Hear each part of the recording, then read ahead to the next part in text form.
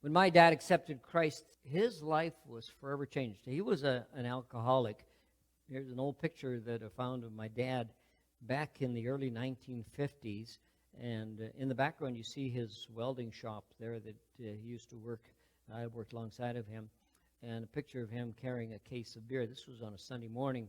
When I was growing up, I knew him as an alcoholic. I would sit on his knee as a 5-year-old boy, and he'd open up the bottle of beer, and it would be mine to drink from the top of the bottle until the bottle widened out, so that neck part was mine. He was training me to be an alcoholic. Well, it was in the year 1954, he was 42 years of age, that he himself got saved and quit drinking. And I've often said that in our house, out went the bottle and in came the Bible. And there's a picture of him just a couple of years later, sitting in the living room of our house, reading his Bible. I remember as a young boy, I couldn't believe the change in my father's life, how he had been just totally, completely transformed. It made an incredible impact on my life, just phenomenal. When that happened, nobody could argue with that. It was evident for everybody in the community of Teulon, Saskatchewan, where we lived.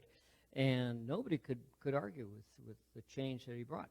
And from 1954 until he died 50 years later in 2004, he was 92 and he passed away, never touched, I watched him all these years, never touched a drop of liquor, not even one, all those years. His life ended up being an incredible witness for God in our community of Teulon, Saskatchewan.